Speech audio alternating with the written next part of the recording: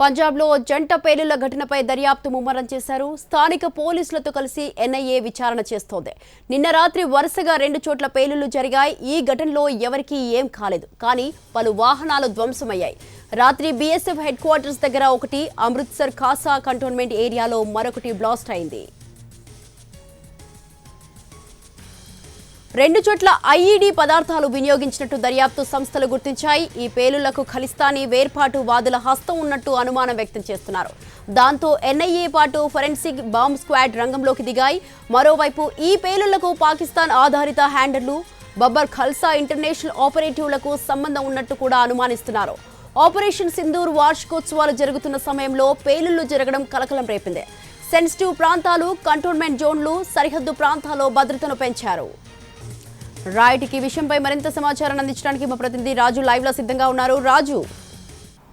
స్వాతి, పంజాబ్లో జరుగుతున్నటువంటి వరుస పేలుళ్ళు టెన్షన్ పుట్టిస్తున్నాయి. ఏకంగా ఆర్మీ బేస్లను, దాంతోపాటు కంటోన్మెంట్ ఏరియాలను టార్గెట్ చేస్తూనే ఈ పేలుళ్ళు జరిగాయి. ముఖ్యంగా ఏప్రిల్ 27 నుంచి ఇప్పటి వరకు, అంటే మొత్తం వరుసగా 3 పేలుళ్ళు జరిగినట్టు, నిన్న రాత్రే 2 పేలుళ్ళు జరగడం, ఒకవైపు జలంధర్ దగ్గర, మరోవైపు అమృత్సర్లో జరిగినటువంటి ఈ పేలుళ్లకు సంబంధించి ఇప్పటికే పంజాబ్ పోలీసులు, దాంతోపాటు ఎన్ఐఏ కూడా అప్రమత్తమైంది. ఎందుకంటే రేపే ఏ విధంగానైతే ఆపరేషన్ సింధూర్కు ఏడాది పూర్తవుతుంది రేపటితో. సో ఈ క్రమంలోనే ఖలిస్తానీ ఉగ్రవాదులు, దాంతోపాటు పాకిస్తాన్కి సంబంధించినటువంటి ఉగ్రవాదులు కలిసే ఈ దాడులకు ఏమైనా కుట్ర పన్నారా, దీని వెనక ఉన్నటువంటి అసలైనటువంటి కారణాలు ఏంటి అనే దాని మీద ఇప్పటికే భద్రతా బలగాలు పూర్తి స్థాయిలో విచారణ జరుపుతున్నటువంటి పరిస్థితి కనిపిస్తుంది. మరోవైపు పంజాబ్లో ఉన్నటువంటి కీలక ప్రాంతాలను మొత్తం కూడా హై అలర్ట్ చేశారు. ప్రజలను సైతం కొంత పెద్ద ఎత్తున గుంపులుగా తిరగొద్దనేటువంటి సంకేతాలను కూడా ప్రజలకు అందించినటువంటి పరిస్థితి కనిపిస్తుంది. ఎందుకంటే ఒకవైపు ఆపరేషన్ సింధూర్కు ఏడాది పూర్తవుతుంది, మరోవైపు పంజాబ్లో, అంటే దేశంలో ఎక్కడ కూడా ఈ సిచ్యువేషన్ లేదు. మిగతా రాష్ట్రాల్లో అంతటా కూడా గెలుపు ఉత్సవాల్లో అందరూ సంబరాలు జరుపుకుంటుంటే పంజాబ్లో మాత్రం బాంబులు పేలుతున్నటువంటి పరిస్థితి ఉంది. సో దీన్నే ఇప్పుడు కేంద్రం సైతం కొంత ఇంపార్టెంట్గా తీసుకుంది. అందుకోసమే పంజాబ్ పోలీసులతో పాటు కేంద్ర బలగాలకు కూడా పూర్తి స్థాయిలో ఆదేశాలు జారీ చేశారు. పంజాబ్లో ఉన్నటువంటి పరిస్థితులను మొత్తం కూడా సద్దుమణిగేంత వరకు, అంతేకాదు అక్కడ ఉన్నటువంటి ఉగ్రమూలాలు ఏంటనే దాని మీద కూడా పూర్తి స్థాయిలో దృష్టి సారించాలని ఆదేశాలు జారీ చేశారు.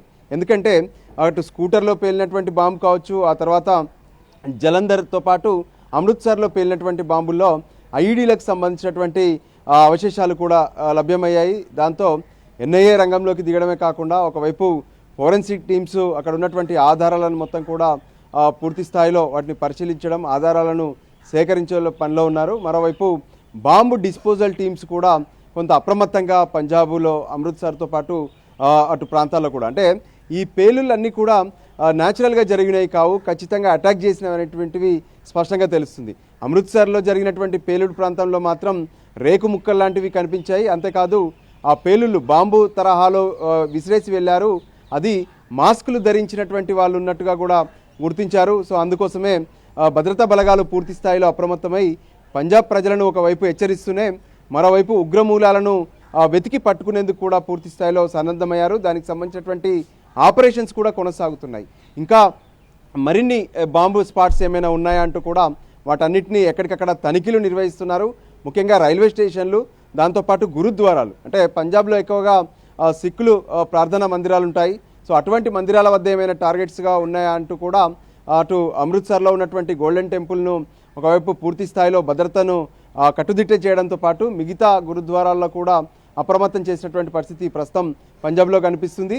మరోవైపు పంజాబ్ ప్రభుత్వం ఫెయిల్యూర్ వల్లే ఇదంతా జరుగుతుందంటూ కూడా కాంగ్రెస్తో పాటు ఇతర నేతలు వాళ్ళపై వ్యాఖ్యలు చేస్తున్నటువంటి పరిస్థితి కనిపిస్తుంది. ఏదేమైనా పంజాబ్లో మాత్రం కొంత హై టెన్షన్ పరిస్థితులు కంటిన్యూ అవుతున్నాయి. Swathi. Right. Thank you Raju. Thanks for the live details.